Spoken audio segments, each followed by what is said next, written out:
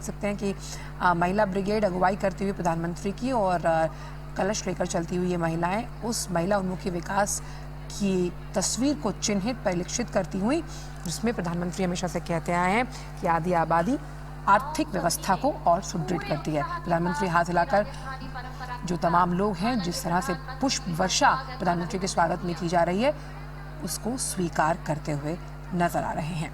और राजस्थान के विकास परियोजनाओं को अब धार मिलेगी, क्योंकि जो ये तमाम योजनाएं हैं वो आसपास के राज्यों के लिए भी अहम और बहुत महत्वपूर्ण साबित होने वाली हैं, क्योंकि कनेक्टिविटी के लिहाज से जैसे हम बता रहे हैं कि जयपुर सवाई माधोपुर को डबल लाइन रेलवे परियोजना के साथ साथ ऊर्जा ट्रांसमिशन संबंधित परियोजना, यानी कि कैसे जब हम 100% इलेक्ट्रिफिकेशन की बात करते हैं रेलवेज में, जिसके लिए प्रतिबद्ध है रेलवेज। और इन परियोजनाओं को जब विकास के साथ जोड़ा जाएगा, यानी ये परियोजनाएं जब यथार्थ के धरातल से टकराकर पूर्ण रूप से अपने नियमित समय से पूरी होंगी, तो वो राजस्थान की तस्वीर को बदल कर रख देंगे। आप देख सकते हैं कि यहाँ पर जो महिलाएं मौजूद हैं और जहाँ पर हर आयु वर्ग का व्यक्ति आपको मिलेगा।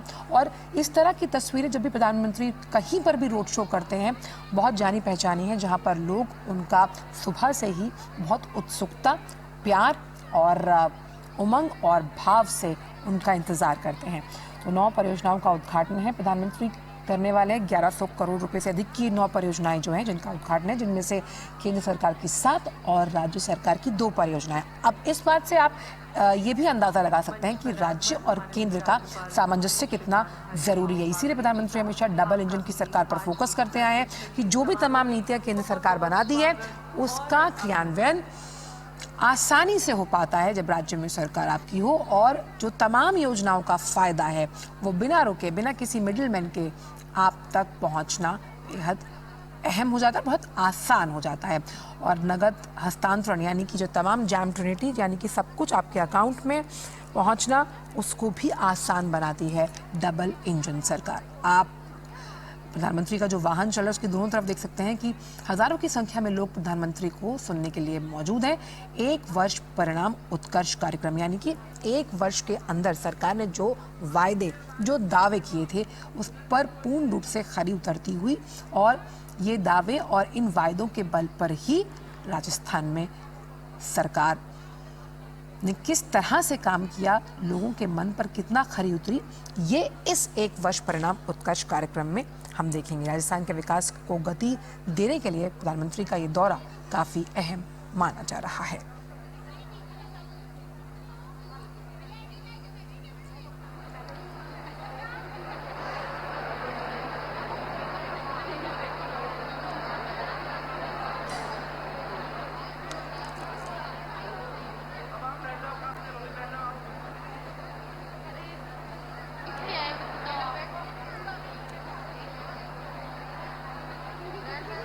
हाथ हिलाकर अभिवादन करते हुए प्रधानमंत्री और स्वागत को स्वीकार करते हुए बहुत ही भावपूर्ण तरीके से प्रधानमंत्री का राजस्थान का ये दौरा काफ़ी अहम माना जा रहा है।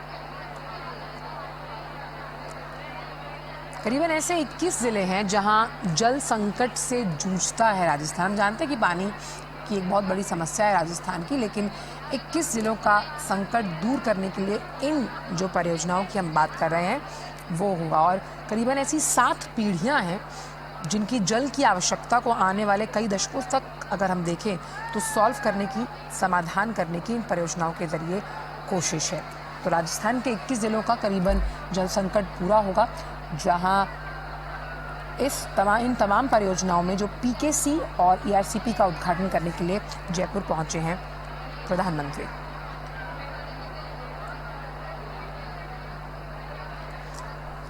अब पीकेसी ईआरसीपी आखिर है क्या, उसको भी समझ लेते हैं।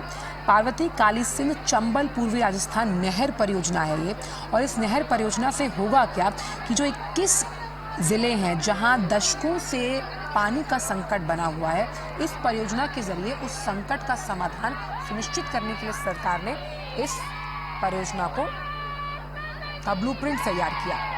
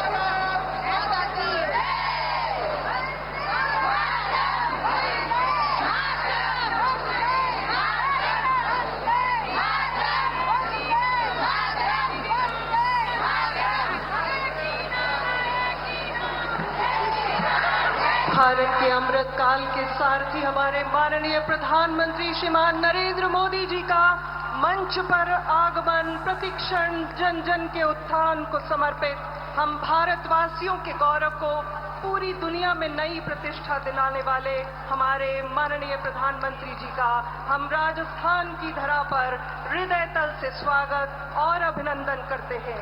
समूचे परिवेश को अपने ओजस्वी गरिमामयी उपस्थिति से ऊर्जस्वी करते सभी का अभिवादन स्वीकार करते हुए अपार जन समूह का यहाँ उद्घोष तालियों के रूप में और माननीय का राजस्थान की धरा पर आगमन।